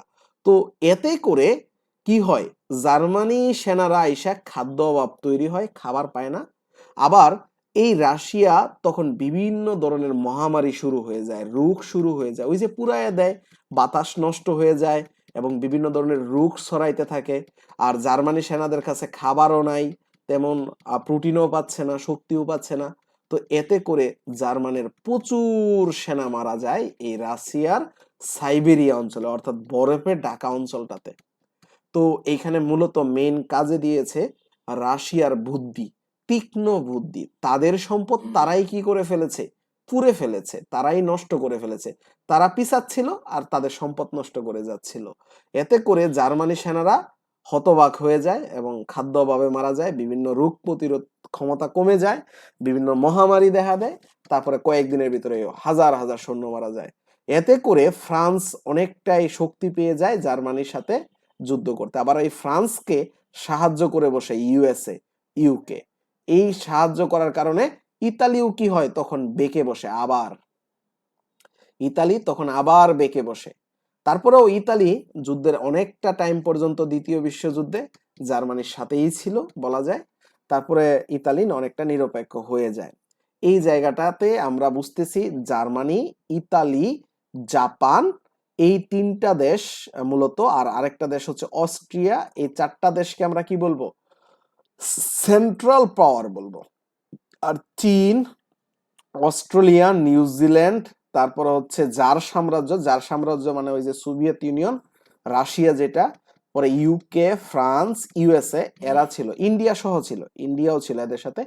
তো এরা সহ ছিল মিত্রবাহিনী। মিত্রবাহিনী মানে কি? এরাও আবার জয়লাভ করে।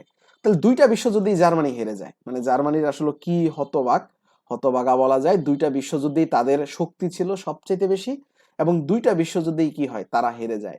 এবং তাদের মূল চিন্তা ভাবনাই ছিল পুরো পৃথিবী শাসন করবে। আর অ্যাকচুয়ালি হিটলার যতটুকু অঞ্চল দখল করে নিয়েছিল সেইটুকুই আসলে অনেক অঞ্চল দখল করে নিয়েছিল, প্রায় পুরো ইউরোপ বলা যায়। তো পুরো ইউরোপটাই হিটলারের হাতেই ছিল বলা যায়, কারণ হিটলারের এত পরিমাণ পাওয়ার ছিল। তো মূল উদ্দেশ্য ছিল যে পুরো পৃথিবী শাসন করে ফেলবে। তো জার্মানির আসলে এত শক্তিও ছিল, যদি এই রাশিয়ার সাথে ঝামেলাটা না হতো আর রাশিয়া যদি ওই বুদ্ধিটা না করতো যে তাদের সাইবেরিয়া অঞ্চলের দিকে যাইতে থাকবে আর তাদের সম্পদ পুড়তে থাকবে, নিজেদের সম্পদ নিজেরা পুড়তে থাকবে, নিজেদের ঘরবাড়ি নিজেরাই পুড়ে ফেলবে, নিজেদের প্রোটেক্ট করার জিনিস নিজেরাই পুড়ে ফেলবে, এটা যখন করতে থাকলো তখন আসলে জার্মানির কিছু করার ছিল না। জার্মানির কিছু করার ছিল না। পরবর্তীতে জার্মানির বার্লিন শহর, বার্লিন হচ্ছে জার্মানির রাজধানী, বার্লিন।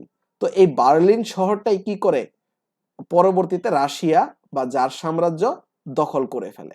তো যখন বার্লিন দখল করে ফেলে তখন হিটলার আসলে সুইসাইড করে, আর এছাড়া হিটলারের কিছু করার ছিল না।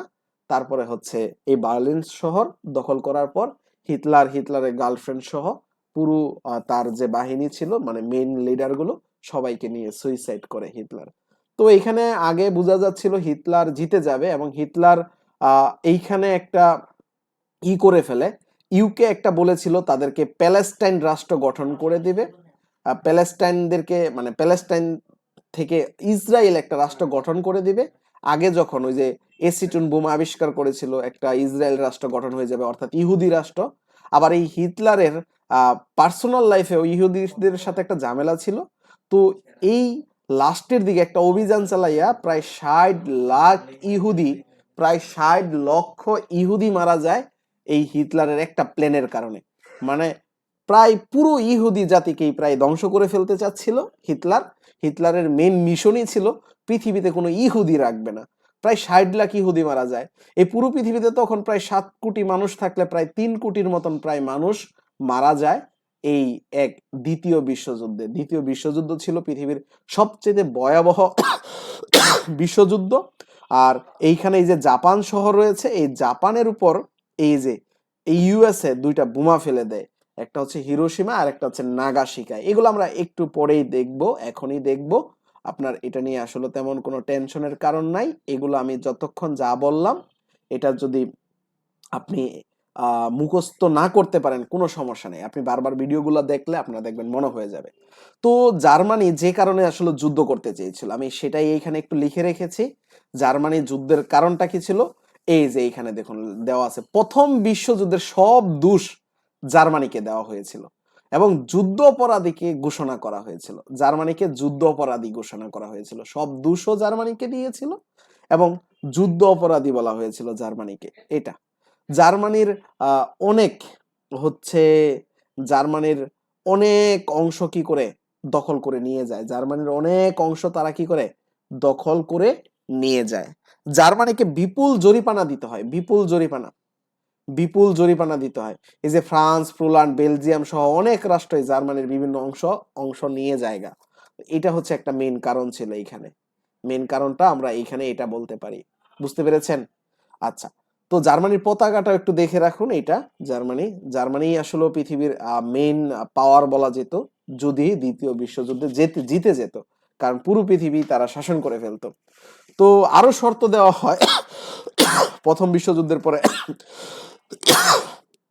সেই শর্তটা কি ছিল, 1 লাখের বেশি সেনাবাহিনী, মানে সর্বোচ্চ 1 লাখ আর সর্বোচ্চ 15,000 নৌবাহিনী করা যাবে, বিমান বাহিনী থাকতেই পারবে না জার্মানির। এরূপ শর্ত দিয়ে দেওয়া হয় জার্মানির উপরে। জার্মানি হতবাক হয়ে যায় এইসব শর্ত দেখে, কোনো অস্ত্র আমদানি বা রপ্তানি করতে পারবে না। তো এইগুলা বিভিন্ন ধরনের শর্ত জার্মানিকে দিয়ে দেয়। এটা হচ্ছে জার্মানির উপরে আসলে খুবই একটা ব্যাড ইফেক্ট ফেলে। তো এইরকম জার্মানিকে বিভিন্ন চুক্তি, আত্মঘাতী বিভিন্ন চুক্তিতে জোর করে সই করা হয়, মানে একবারে জোর করেই সই করা হয়। 1939 মানে 1919 সালের 28 জুন স্বাক্ষরিত যে চুক্তিটা আছে ভার্সাই চুক্তি, ভার্সাই। পরে আবার একটা দ্বিতীয় ভার্সাই চুক্তির মাধ্যমে এই বিশ্বযুদ্ধটা শেষ হয়, কিন্তু এটা ছিল প্রথম ভার্সাই চুক্তি যেটা জার্মানির বিপক্ষে ছিল। প্রথম ভার্সাই চুক্তি, এই ভার্সাই চুক্তিটা কিন্তু ইম্পর্টেন্ট, অনেক সময় পরীক্ষায় চলে আসে। তো প্রথম ভার্সাই চুক্তিটা পুরোপুরি জার্মানির বিপক্ষে। এটা কত তারিখে হয়েছিল? 1919 এবং 28 জুন। আবার দ্বিতীয় ভার্সাই চুক্তি দিয়েই কিন্তু বিশ্বযুদ্ধ শেষ হয়। তাহলে এটা ছিল প্রথম ভার্সাই চুক্তি, মানে প্রথম বিশ্বযুদ্ধের সময় প্রথম ভার্সাই চুক্তি। আর দ্বিতীয় বিশ্বযুদ্ধের শেষে কি? দ্বিতীয় ভার্সাই চুক্তি, যেটা জার্মানির বিরুদ্ধে যায়, জার্মানিকে ধ্বংস করার জন্য, জার্মানির মূল শক্তিকে শেষ করে দেওয়ার জন্য। এটাকেই বলা হয় treaty of piece, treaty of piece চুক্তি, যেটার নাম দেওয়া হয়, মানে শান্তি চুক্তি দেওয়া হয়, যেটা হচ্ছে ভার্সাই সন্ধি বলা যায়। তো এটা মূলত মেইন জার্মানির খুবই ইগুতে লাগে এবং জার্মানি আসলে হয়ে যায়। তো আবার এই যে আমি একটু আগেই বলেছিলাম, ইতালি খুব লোভী রাষ্ট্র। ইতালি চাচ্ছিল যে সব সময় তারা কি করবে, সব সময় ইতালি সব সময় চেয়েছিল যে সুবিধাবাদী হিসাবে থাকার জন্য। তো প্রথম বিশ্বযুদ্ধের ভাগাভাগি নিয়ে তারা মনে করে তারা ঠকে যাচ্ছে, এই জন্য তারা আবার কি করছে, দ্বিতীয় বিশ্বযুদ্ধে যোগ দিয়েছিল, যাতে করে তারা আবার তাদের সীমানা বৃদ্ধি করতে পারে। এটাই মেইন কারণ ছিল ইতালির, আর কোনো কারণ ছিল না। আচ্ছা, তো এই জাপান যে কারণে যুদ্ধে জড়াইলো, জাপানের সাথে ঝামেলা ছিল চীনের। এই যে মরুচিয়া, মরুচিয়া একটা দ্বীপের নাম, এই মরুচিয়া নিয়ে মূলত জাপানের সাথে চীনের একটা যুদ্ধ ছিল। আবার এই চীনের সাথে আবার এই যে যুক্তরাষ্ট্রের মানে মানে একটা ভালো বন্ধুত্ব সম্পর্ক ছিল, আবার চীনের সাথে যুক্তরাষ্ট্রের একটা অর্থনৈতিক সমস্যা ছিল।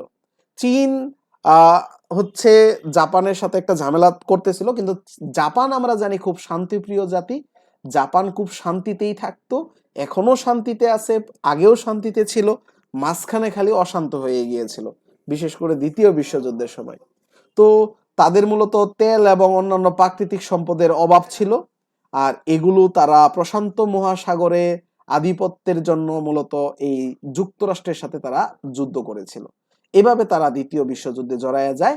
এটা আসলে জার্মানির সাথে তেমন কোনো সম্পর্ক ছিল না, কিন্তু যেহেতু ইউএস এর সাথে লাগছে, ইউএস এর সাথে কার কার যুদ্ধ হচ্ছিল, এই দিক দিয়ে জাপানের, ওই দিক দিয়ে জার্মানির, তো এই জন্য জাপানেও এইখানে দ্বিতীয় বিশ্বযুদ্ধে চলে আসে। আশা করি এটা নিয়েও আর কোনো ঝামেলা থাকার কথা না।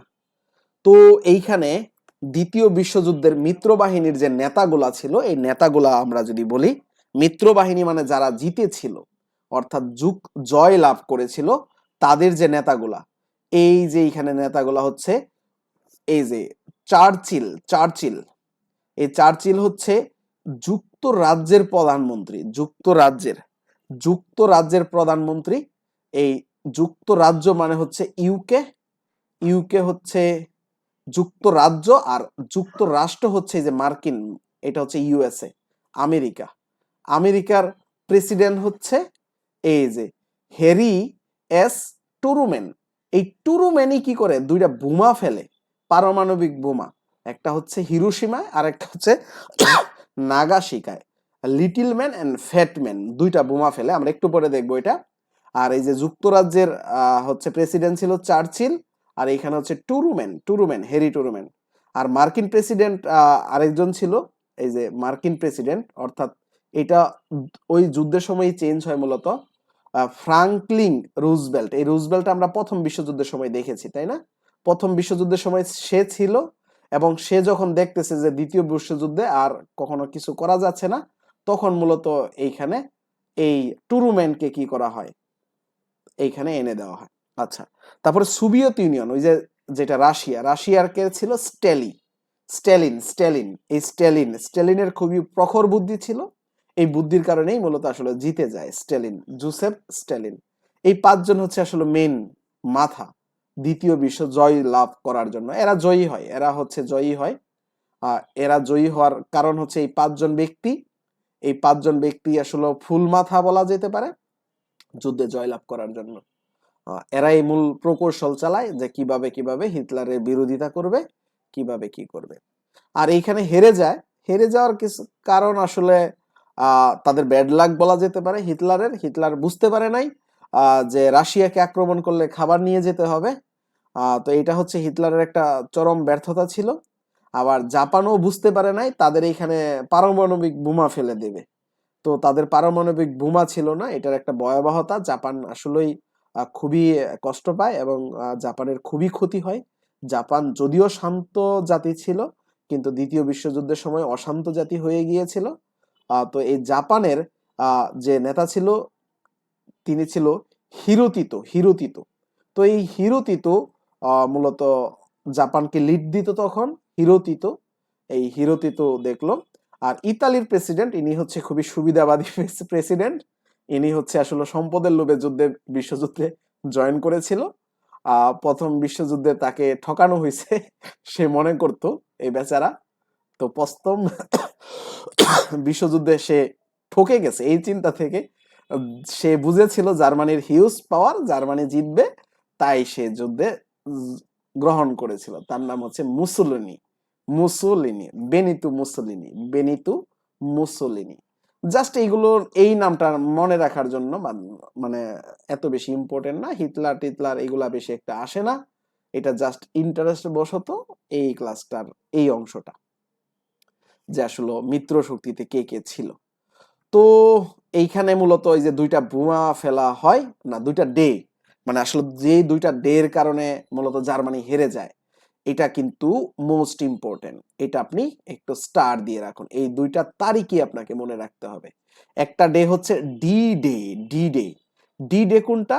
এই যে 6 জুন 1944 সাল, এই তারিখটাও মনে রাখবেন এবং ডেটাও মনে রাখবেন। ডে এর নাম কি? ডি ডে ডি ডেই ডি ডেই এই ডি ডেটা কি আসলে? মূলত ডি ডেটা হচ্ছে ডি ডেটা হচ্ছে যে জার্মানিকে জার্মানিকে দখল মুক্ত করার জন্য মূলত ফ্রান্সের নরম্যান্ডি একটা শহর রয়েছে, ফ্রান্সের নরমান্ডি। এই নরমান্ডি শহরে মূলত ইউএস এর সেনারা অভিযান চালায়। 1 লাখের উপরে সেনা কি করে একদিনে এই ফ্রান্সের নরম্যান্ডি শহরে চলে আসে। এই যেই দিন, মানে একদিনে 1 লাখ সেনা এসে পড়ছে, বুঝতে পারছেন? মানে এত সেনা একটা শহরে এসে পড়ছে অন্য দেশ থেকে, সেটা ইউএসএ থেকে। অর্থাৎ সেটা কোন জায়গায় এসছে? এই যে নরমান্ডিতে। এই নরমান্ডিতে 1 লাখ সেনা একদিনে চলে আসে। সেই ডেটাকে বলা হয় কি? Operation Overlord. Operation Overlord. সেই দিনটাই হচ্ছে ডি ডে। ডি ডে এর আরেক নাম অপারেশন ওভারলর্ড। তা এটা কত তারিখ? 6 জুন 1944। জাস্ট এটা একটু মনে রাখবেন, এটা গুরুত্বপূর্ণ। আরেকটা ডে আছে বি ডে। ওইটাতেও 1 লাখ সেনা দেওয়া হয়েছিল, সেটাও আমরা একটু দেখব। ওইটা আরেকটা দ্বীপে 1 লাখ সেনা দেওয়া হয়েছিল, সেটা হচ্ছে 7 মে। এটাও একটু দেখুন, এই যে 7 মে জার্মানিকে নিঃশর্ত আত্মসমর্পণ যেদিন করতে বলে, অর্থাৎ জার্মানিকে আত্মসমর্পণ করতে হবে, এই দিনটাকেই বলা হয় কি? B day. এটা হচ্ছে 7 মে 1945। 1945-এর 7 মে। তারপরেও কিন্তু বিশ্বযুদ্ধ শেষ হয় নাই। কারণ কি? ওইদিকে জার্মানি কিন্তু যুদ্ধ চালাই যাচ্ছিল চীনের সাথে। জার্মানি যুদ্ধ করতেছিল, তো মানে জাপান যুদ্ধ করতেছিল। জার্মানি এই দিন কি করে? আত্মসমর্পণ করে ফেলে। কারণ ওই যে সোভিয়েত ইউনিয়নে প্রচুর সেনা মারা যায়, এদিক দিয়ে প্রচুর আমেরিকা প্রচুর সেনা পাঠাইতে থাকে। তো এই দুইটা ডে আপনি একটু মনে রাখবেন, এই দুইটা ডে গুরুত্বপূর্ণ। এটাও 3 স্টার দিয়ে রাখুন। দুইটা ডের নাম কি?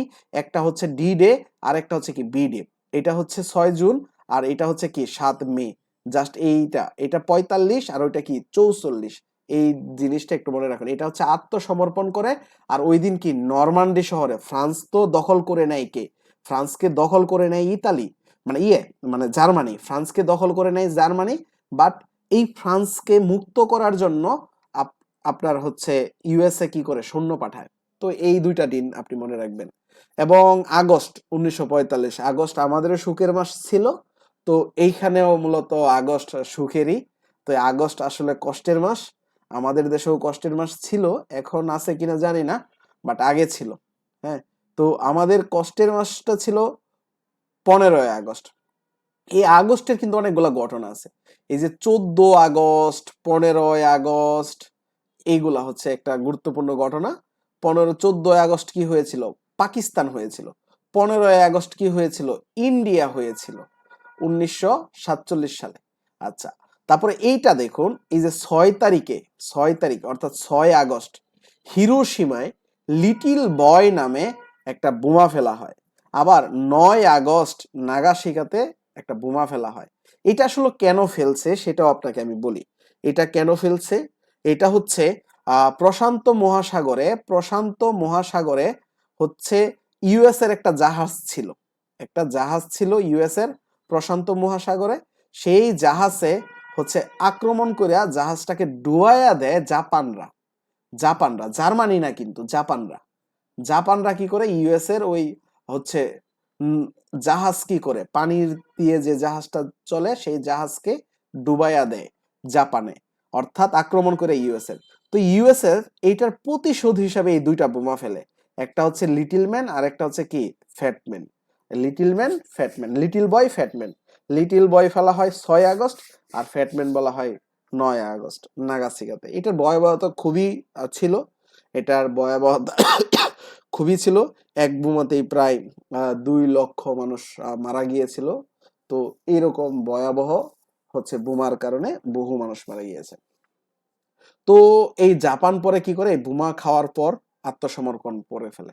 এই জাপান আত্মসমর্পণের ঘোষণা দেয় এই বোমা খাওয়ার পর। এই বোমা খাওয়ার বেশি দিন যায় নাই, দেখুন এই 1 সপ্তাহের ভিতরেই 15ই আগস্ট। এই 15ই আগস্টের সাথে আমাদের মিলে গেছে, তাই না? আমাদেরও একটা 15ই আগস্ট ছিল, জাপানেরও সেই 15ই আগস্ট কি করে আত্মসমর্পণ করে। তো 15ই আগস্ট আত্মসমর্পণ জাস্ট ঘোষণা দেয়, কিন্তু অফিসিয়াল কোনো কাজ কাম হয় নাই, খাতাপত্রে কোনো হচ্ছে সিগনেচার হয় নাই। তো এই দিন কিন্তু বিশ্বযুদ্ধ শেষ হয় নাই। শেষ হয় কোন দিন? আনুষ্ঠানিকভাবে এই যে 2 সেপ্টেম্বর 1945 আনুষ্ঠানিকভাবে যেদিন জাপান আত্মসমর্পণ করে, এদিনই কি হয়, বিশ্বযুদ্ধ শেষ হয়। জাপান যেদিন আত্মসমর্পণ করলো ঠিক ওই দিন কি হয়েছে, বিশ্বযুদ্ধটা শেষ হয়েছে। এর আগ পর্যন্ত বিশ্বযুদ্ধ চলতেছিল। জার্মানি আত্মসমর্পণ করলেও চলতেছিল, বাট জাপান যখন আত্মসমর্পণ করে তখন হয় কি শেষ হয়। তো এইখানে ফলাফল কি? মিত্র শক্তি বিজয় লাভ করে ফেলে, মিত্র শক্তি জয় লাভ করে, এটাই হচ্ছে তাদের ফলাফল। মিত্র শক্তির জয় হয়। তো এই মিত্র শক্তির জয়ের কারণে তারা একটা নীতি প্রয়োগ করে ফেলে, একটা অভিযোগ গঠন করে। এটা হচ্ছে ট্রাইব্যুনাল নাৎসি অর্থাৎ জার্মানিদের বিরুদ্ধে আবার একটা ভার্সাই সন্ধির ব্যবস্থা করে। ভার্সাই সন্ধি মানেই কি? জার্মানির বিপদ, জার্মানিকে বাস দেওয়া হবে যেই সন্ধির মাধ্যমে, এটাই তারা আবার করে ফেলে। তো এটার ফলাফল হিসাবে সেটাই আমরা পাই। তো এইখানে আমি সেই আবার বেসিক ভিউ বইটা নিয়েছি। যুদ্ধের পরবর্তীতে অনেকগুলা ঘটনা হয়, এর ভিতরে কিছু সম্মেলন পড়তে হবে। আমরা যখন জাতিসংঘ পড়তে যাব তখন আমাদের এই সম্মেলনগুলা লাগবে। তেহরান সম্মেলন, ইয়াল্টা সম্মেলন, পরে হচ্ছে পটসডাম চুক্তি বা সম্মেলন। তো এই 3টা সম্মেলন আপাতত এইখান থেকে আমরা দেখি। একটা হচ্ছে তেহরান সম্মেলন, আর একটা হচ্ছে ইয়াল্টা সম্মেলন, আর একটা হচ্ছে পটসডাম। এই পটসডামটা না জানলেও হবে, বাট এই 2টা সম্মেলন আমরা দেখব। এটা ইরানের তেহরানে এই সম্মেলনটা হয় 1943 সালে। এই সম্মেলনে অংশগ্রহণ করে ওই যে রুজবেল্ট, চার্চিল, অর্থাৎ এই যে স্ট্যালিন, এই যে 3জন, মনে পড়ছে 3জনের কথা বলেছিলাম। তো আমাদের ওইটা কেন শেখার দরকার পড়তেছিল এই নামগুলা? আমরা যখন তেহরান সম্মেলন বলবে, আপনাকে যখন পরীক্ষায় প্রশ্ন করবে তেহরান সম্মেলন কি, বা ভাইবা বোর্ডে জিজ্ঞাসা যদি করে তেহরান সম্মেলন বলতে কি বুঝো তুমি, একটু ব্যাখ্যা করো, এবং তখন আপনাকে কি কি ব্যাখ্যা করতে হবে। আপনি বলবেন যে স্যার আমি তেহরান সম্মেলন বলতে যেটা বুঝি যে এই যে যুদ্ধকালীন সময়ে মিত্র বাহিনীর যে প্রথম সম্মেলনটা ছিল, যুদ্ধের সময় মিত্র বাহিনীরা যে প্রথম সম্মেলনটা করেছিল সেই সম্মেলনটাই তেহরান সম্মেলন। এবং এটা ইরানের তেহরান শহরে হয়েছিল, এবং এটা হয়েছিল 28 নভেম্বর থেকে 1 ডিসেম্বরের ভিতরে, এবং 1943 সালে। এবং এটাতে কে কে জয়েন করেছিল? রুজবেল্ট, চার্চিল এবং হচ্ছে স্ট্যালিন হচ্ছে সোভিয়েত ইউনিয়নের প্রধানমন্ত্রী, প্রধানমন্ত্রী না প্রধান। আমেরিকার প্রধান ছিল তখন রুজবেল্ট, আর হচ্ছে যুক্তরাজ্যের প্রধান ছিল তখন চার্চিল। এই 3জন মিলে কি করে তেহরান সম্মেলন গঠন করে ফেলে। এরপর একটা ইয়াল্টা সম্মেলন হয়, সেটা হচ্ছে সোভিয়েত ইউনিয়নের প্রিমিয়ার ইয়াল্টা সম্মেলন হয়। এখন এইখানেও কারা জয়েন করে? ওই যে আগে যারা রুজবেল্ট ছিল, চার্চিল ছিল, স্ট্যালিন ছিল, এই 3জন মিলে। এটা কত তারিখ হয়েছিল? 45-এর এই যে 4 থেকে 11 ফেব্রুয়ারি, আর এটা হয়েছিল গত 28 নভেম্বর। এই 2টা পড়ানোর জন্যই আমরা কিন্তু এত কথা বলেছি, এত জিনিস পড়েছি, কারণ আপনাকে পরীক্ষায় প্রশ্ন করা হবে ইয়াল্টা সম্মেলন কি, তেহরান সম্মেলন কি, আপনার এই জিনিসটা কিন্তু আপনার ভাইবা বোর্ডে ম্যাক্সিমাম সময় প্রশ্ন করা হয়। ইয়াল্টা এবং তেহরান সম্মেলন, এটাই যুদ্ধের পরবর্তী মানে পদক্ষেপ ছিল, যে যুদ্ধের পরে কি করব আমরা, সেটাই এইখানে মূল প্ল্যান ছিল। আশা করি আপনারা এটা বুঝতে পেরেছেন। এইভাবেই মূলত যুদ্ধটা শেষ হয়ে যায়। তাহলে আমরা এই পর্যন্ত দেখলাম। এই পর্যন্ত কি কারো কোনো প্রশ্ন আছে? প্রশ্ন থাকলে কমেন্ট করতে পারেন। এই পর্যন্ত আশা করি কারো কোনো প্রশ্ন থাকার কথা না। যদি প্রশ্ন থাকে তাহলে অবশ্যই প্রশ্ন করুন, অবশ্যই প্রশ্ন করুন। এখন আমরা বেসিক ভিউ বইটা দেখব, কারণ আমাদের মেইন উদ্দেশ্য হচ্ছে বেসিক ভিউ বইটা পুরোপুরি কভার করে ফেলা। আমরা যদি একবার বেসিক ভিউ বইটা কভার করে ফেলতে পারি, আপনি যে কাউকে জিজ্ঞাসা করবেন যে বেসিক ভিউ বই যদি আমি কভার করে ফেলতে পারি, আমার কি জিকের জন্য আরো কিছু পড়া লাগবে কিনা, যে কোনো চাকরির জন্য, সেটা বিসিএস হোক, ব্যাংক হোক, আপনার হচ্ছে নিবন্ধন হোক, আপনার ভার্সিটি অ্যাডমিশন হোক, মানে যে কোনো চাকরির ক্ষেত্রে আপনি যদি বেসিক ভিউ কনফার্ম করে ফেলতে পারেন, আপনি বিসিএস এর প্রশ্নও পারবেন। নিবন্ধন তো কোনো ব্যাপারই না, এনটিসিআরসি এ কোনো ব্যাপারই না, প্রাইমারি কোনো ব্যাপারই না।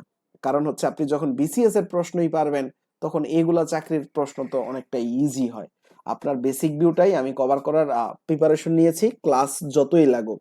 যদিও আমি বলেছি আমার এই কোর্সে 120টা ক্লাস হবে, কিন্তু আমি যদি আরো বেশি ক্লাস নিই, আপনাদের কি কোনো প্রবলেম আছে?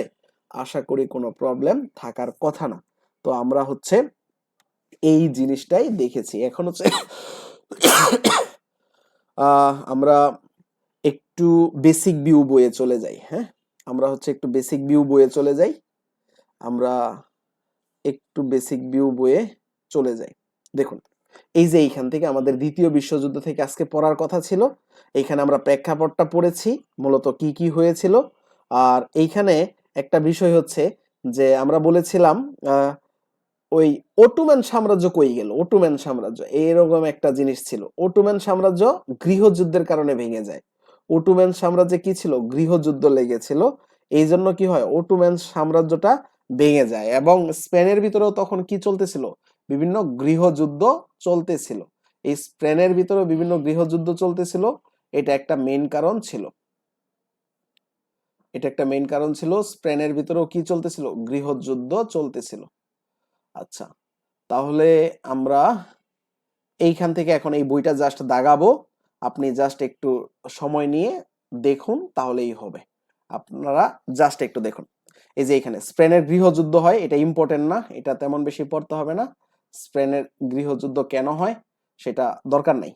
আচ্ছা, এবং ইতালিতে এই যে মুসোলির একটা ফেসিস্ট সরকার, মুসোলি মানে ইতালির সুবিধাবাদী সরকার, সে সব দিকে নৈরাজ্য চেষ্টা করতেছিল, এটা একটা ঝামেলা।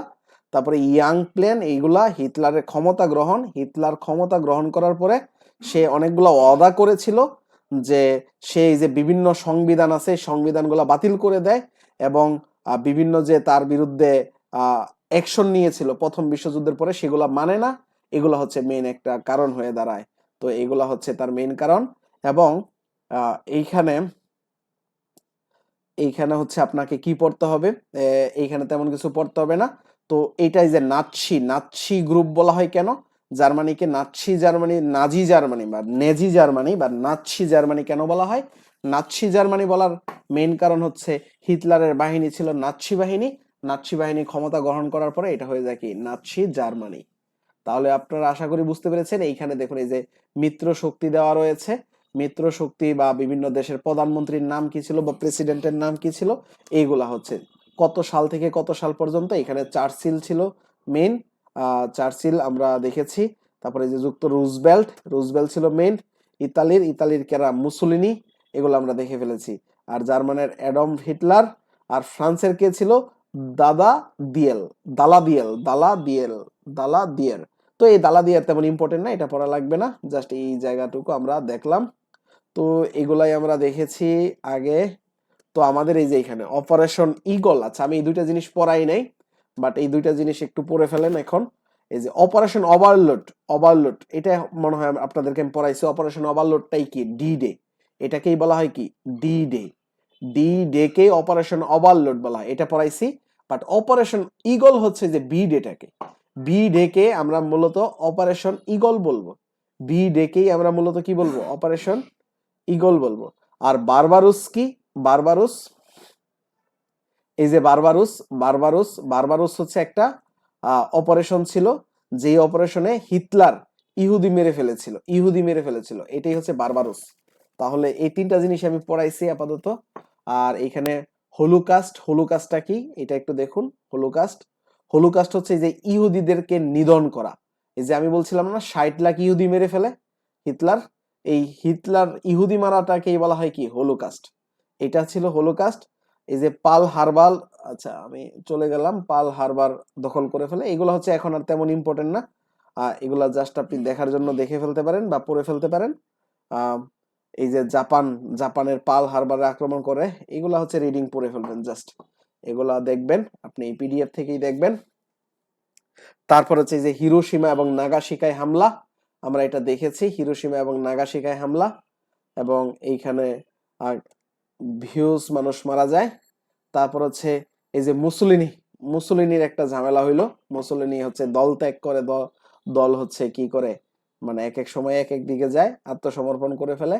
অ্যাডলফ হিটলার, অ্যাডলফ হিটলার কি করে পরে পরবর্তীতে মারা যায়। এখানে হিটলার সম্পর্কে বিভিন্ন তথ্য দেওয়া রয়েছে, আর তেমন পড়তে হবে না। কিন্তু এই যে এইখান থেকে আমরা যেটা নিয়েছিলাম, এই তেহরান সম্মেলন, ইয়াল্টা সম্মেলন, এটাই হচ্ছে কি গুরুত্বপূর্ণ, একদম সেম টু সেম আমি এই জিনিসটাই আপনাদেরকে পড়িয়েছি।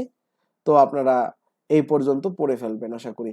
এখন এখানে প্রশ্ন রয়েছে, এই প্রশ্নগুলো আপনারা নিজে নিজে সলভ করবেন। হ্যাঁ, এই প্রশ্নগুলো আপনারা নিজে নিজে সলভ করবেন, প্রশ্নগুলো অবশ্যই সলভ করতে হবে। এখানে যত প্রশ্ন রয়েছে সবগুলো প্রশ্ন সলভ করবেন। এরপরে হয় মূলত স্নায়ু যুদ্ধ। তাহলে আমাদের নেক্সট ক্লাস স্নায়ু যুদ্ধ নিয়ে, আমরা হচ্ছে কোল্ড ওয়ার মানে যুদ্ধের পরবর্তী যে মেন জিনিসটা সেটা, এটা কিন্তু খুবই গুরুত্বপূর্ণ। এই জায়গা থেকে বিসিএস এ প্রায় সময়ই প্রশ্ন আসে, আর হচ্ছে নিবন্ধন পরীক্ষাতেও চলে আসতে পারে।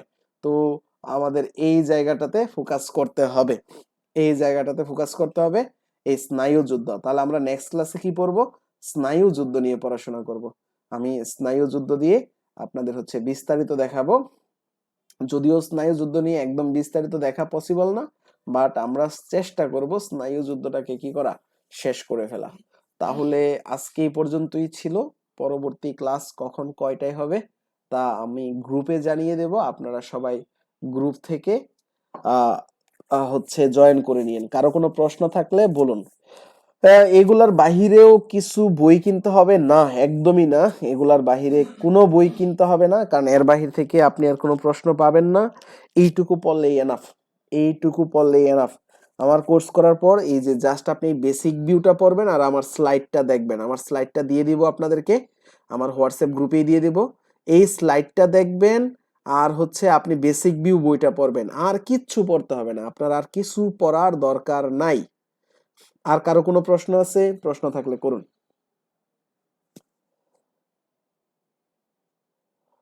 একজন প্রশ্ন করেছেন যে, আমার প্রশ্ন হলো আমরা তো বাংলাদেশি, বাংলাদেশের প্রত্যেকটা চাকরি পেতে গেলে এই বিশ্বযুদ্ধগুলো কেন পড়া লাগে, কেন আমেরিকা যুক্তরাষ্ট্রের সফলতা গুলো বারবার পড়তে হয়? হ্যাঁ, এটার একটা বড় কারণ আছে।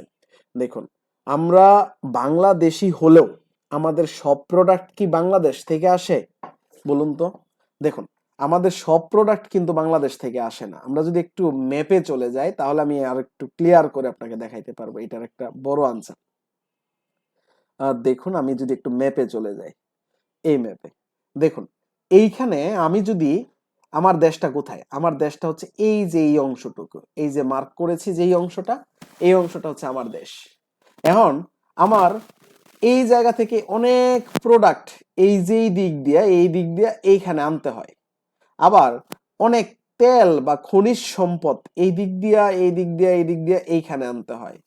আবার অনেক প্রোডাক্ট এই ইউরোপ থেকে এই দিক দিয়া, এই দিক দিয়া, এই দিক দিয়া, এই দিক দিয়াও আসে অনেক সময়।